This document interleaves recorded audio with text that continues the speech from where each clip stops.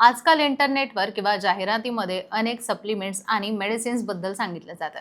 Stamina कमी असण्यामागे मोठं वैद्यकीय कारण नसतो. त्यामागे स्ट्रेस, एन्झायटी, परफॉर्मन्स प्रेशर किंवा या गोष्टी सेक्शुअल स्टॅमिनावर मोठा परिणाम करतात. शरीराची एनर्जी आणि स्टॅमिना नैसर्गिकरित्या वाढू शकतो. तसेच स्मोकिंग आणि अल्कोहोलचे जास्त सेवन देखील सेक्शुअल स्टॅमिनावर परिणाम करू शकतात. काहीही न करता तुम्हाला फक्त डॉक्टरांकडे जायचं आहे, त्यांचा सल्ला घ्यायचा आहे.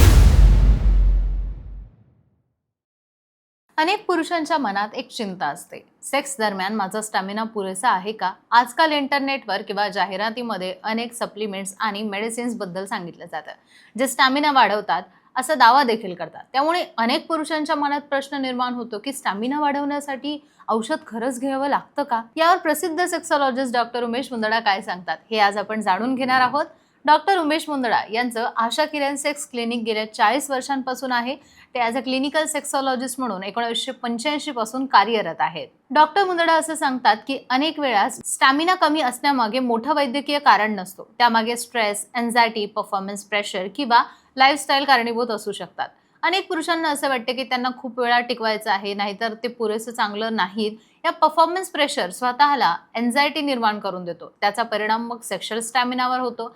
आजच्या काळात कामाचा ताण, झोपेची कमतरता, एक्सरसाइज नसणे आणि चुकीचा आहार या गोष्टी सेक्शुअल स्टॅमिनावर मोठा परिणाम करतात.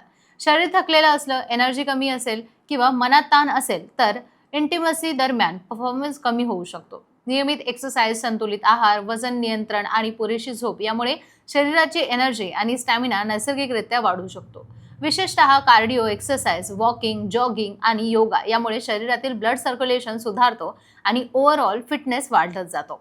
तसेच स्मोकिंग आणि अल्कोहोलचे जास्त सेवन देखील सेक्शुअल स्टॅमिनावर परिणाम करू शकतात. त्यामुळे हेल्दी लाईफस्टाईल ठेवणं हे सेक्शुअल हेल्थसाठी खूप महत्त्वाचं आहे.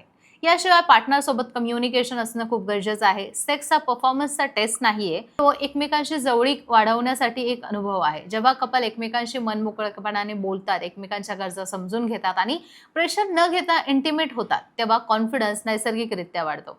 काही वेळा प्रीमॅच्युअर इजॅक्युलेशन किंवा इरेक्शन रिलेटेड समस्या असू शकतात. अशा परिस्थितीत इंटरनेटवर दिलेले कोणतेही औषध न घेता, सप्लिमेंट न वापरता, स्वतःहून काहीही न करता तुम्हाला फक्त डॉक्टरांकडे जायचं आहे, त्यांचा सल्ला घ्यायचा आहे.